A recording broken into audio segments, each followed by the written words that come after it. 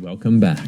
So, last we left off, the Mighty Nine had found their way outside of the Dwendalian Empire and to the first city along the coast of the Menagerie Coast, Nicodranas, where Ford had passed through previously on his various adventures through the waters nearby, and Jester's upbringing was entirely within.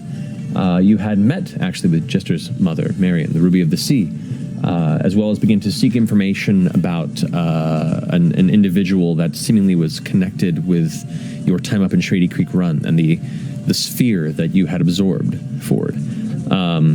In this period of time, you discovered that there was an individual that had grown jealous and strangely aggressive regarding the companionship of Jester's mother, and as such, you began to seek information about them in a way to put an end to this behavior. In doing so, you went to a tavern, met a captain that had possibly room for a few of you to travel with about a week from now. You met a turtle. For many of you, the first time you had encountered a turtle, who had some interesting things to say and seemingly a lead on the individual you were looking for. You also found information about what's called the Sluice Weave, a series of waterways beneath the city, where seemingly this Algar, this individual that was creating tension with the Ruby of the Sea, works and oversees. So you made your way to the outskirts of the docks, searched through the water for an entrance, managed to muscle your way through the grates below, nearly drowning the pets you had recently purchased.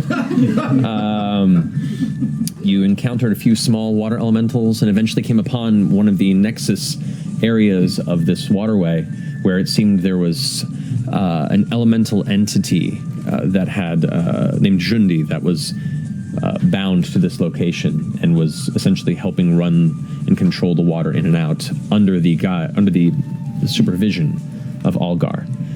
Catching them, but however not being as stealthy as you had hoped, you were noticed, and as such a battle commenced where this Jundi, this elemental figure, was given the command by Algar to take care of you and see you out. In this fray, a number of you fell and fell again, but through a combination of Ford's teleportation spell abilities, you guys keeping each other alive, you repeatedly punching very hard whatever got in your way. You managed to subdue Algar, destroy his two guards, raise one as a specter, and noticing there was something affixed to his wrist that seemed to have some connection with Shundi, Ford cut his left hand off. Damn. And that's where we pick up. What was your job down here, and why were you giving commands to that creature with this bracelet? It's my job. I was assigned as the supervisor of the sluice gate. Do you have any significant others in the city? None really. I take companions. The Ruby is a very beautiful creature. Ooh, Ruby, she's real hot.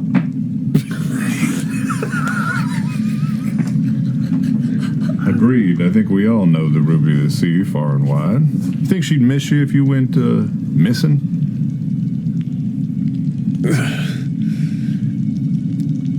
A few more weeks of wooing her.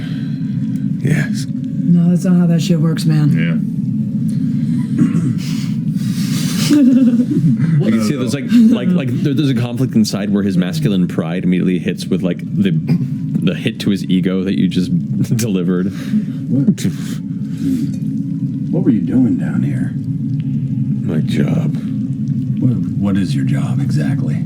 To maintain the weave, to help exert my will on the creature that you just freed, so it can direct water in towards the various furnaces that run a lot of the engines that help maintain some of the commerce here in the city. Yeah, and what happens to the commerce in the city now that you have fucked that up? Well, I fucked it up. Well, thanks to your interference here, they're probably going to have to re-network everything through analog means. It'll take weeks. It'll be expensive. Oh man, you're gonna be in so much trouble. Especially, I imagine, if they start looking into everything you did with that kind of power. I mean, having access to that kind of creature, I can't imagine that you were on the up and up about everything you did. Especially if you start to admit that you did it all yourself, and I'll use Mask of Many Faces to look just like him. People are going to have to start asking questions. Serious questions. He like is you hear his head hit the stone once more. It's like, Who the fuck are you? Who the fuck are you? make an intimidation check with advantage. So badass. 19. Says, and he looks down at his severed hand, the stump having now healed over from the healing power of your prayer. Look, just please, I don't want to die. I don't want to die down here. I don't want to wash up in the middle of the shore. You know what I'm feeling like, Bo? That I just need to get out of this city and never come back. Go somewhere far away, and I hold up also a stump because my hand is missing. I just need to go in a boat and just go. Man, that sounds like a fine idea, Algar, doesn't it?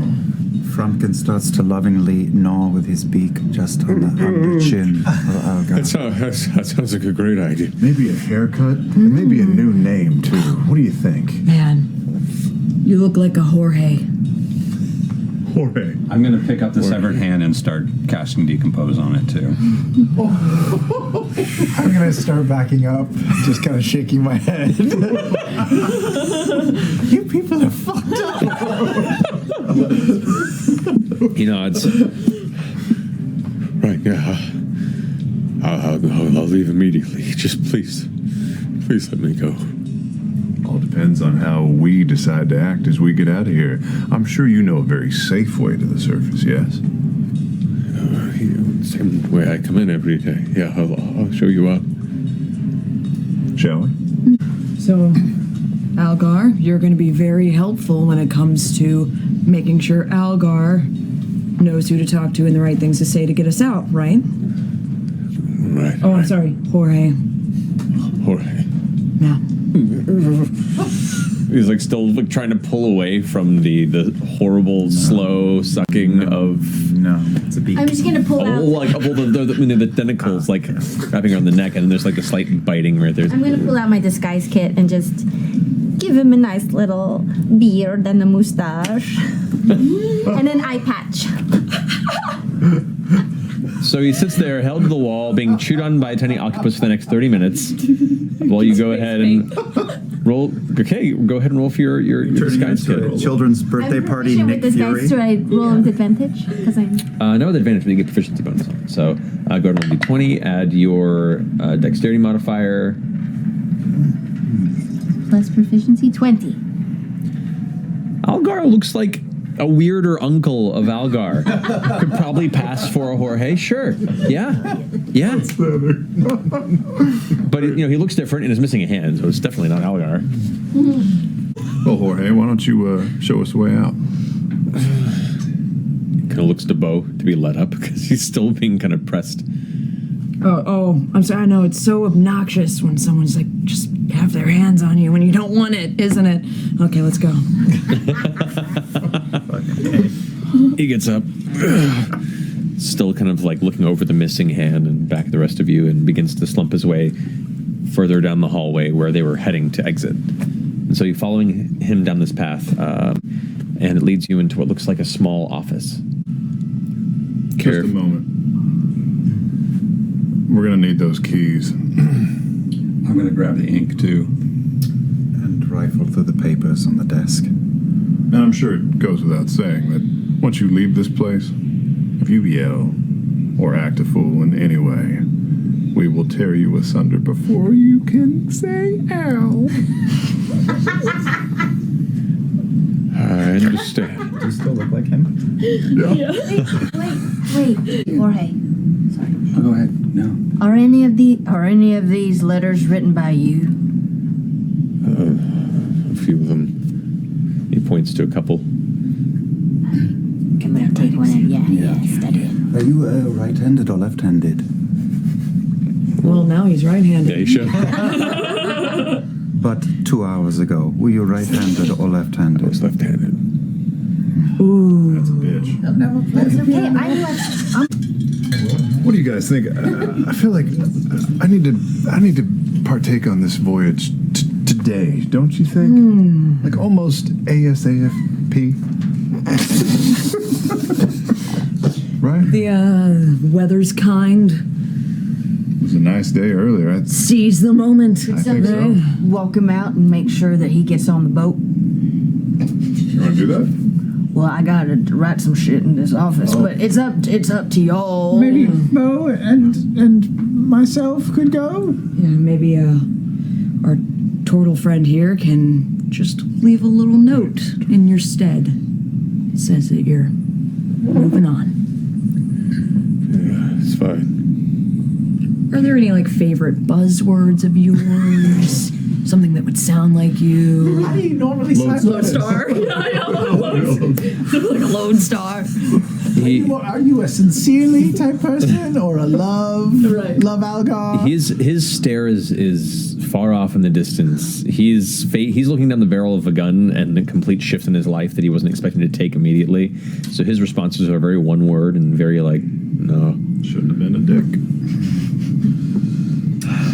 Well, all right. Sure. It's probably a sincerely. Sincerely, yes. It's sad. It's very sad. So sad that he had to sit down and write a letter about how he had to leave the city and how he had to free the creature beneath the city because it was so I wrong. totally plan on doing that shit. Let him get out of here before we talk He's about it. leaving. Get him out. Let's go. Okay, we'll go. We'll meet up with you guys. Yeah, we'll see you back at Yeah, gotta. Sure, turtle. Okay. So yeah, you escort him to the wharf. As a sailor, you know specifically who to talk to secure passage, kind of under the table. Where do you want? Yeah. Where do you want to send him? I don't know anything about the outside world. Where's far? It's joking. It's like glitch shore. It's good summer. Yeah. Summer stay away. Lay out on the glass. Yeah. Somewhere in Caldori. Yes, yeah. Yeah. I mean, Marquette is far. Let's do it. Sounds great. It's very I far. heard a traveler talking about Whitestone. I don't think it has Really a shore. accessible, but, well, I don't know. I just heard about it. I don't know anything about it. There's Stillben, right, which was on the Yeah, that's coast. that's like one of the major coastal cities on the eastern side of Taldor. Yeah. I hear Opap is a sweet Airbnb on an island. Let's send him to Marquette. Marquette. Yep. Marquette it is. That's where Adela's going. There you go. All right. So because it's a longer journey, it's a little more expensive, but you can secure passage for him to Marquette. We'll say for 20 gold. I'll sponsor that journey. Nice. We'll give him a little spending cash. Make sure he's not completely destitute when he gets there. that seems nice. Did we take the money that was on Yeah, it? we did, but I we'll may have flip taken him the back. money that was on him. You want to flip him back one of those platinums? Sure. Here you go. You- Not. I'm sorry, Jorge. Here's 1 platinum. And Very kind of you. 5 copper. Look, Clint. The beard's kind of like peeling a little bit, but he's just like staring at the coin in his palm. Here, let me get that for you. God, we're mean. He was a bad person. Oh, yeah. We didn't kill him. Now you let him live. It's really nice. Thanks, Deuce. So So we're going to try to take him to Adela or just any boat? Any boat. yeah, Adele leaves in a little under a week. But you can secure passage today on a small ship that's heading back to Marquette. So yeah, you send him off on his way. You watch. You wait another hour or so to make sure that the ship disembarks and he doesn't abscond, from the ship itself. You watch as it begins to make its way towards the horizon. You feel confident that he is not going to be coming back anytime soon.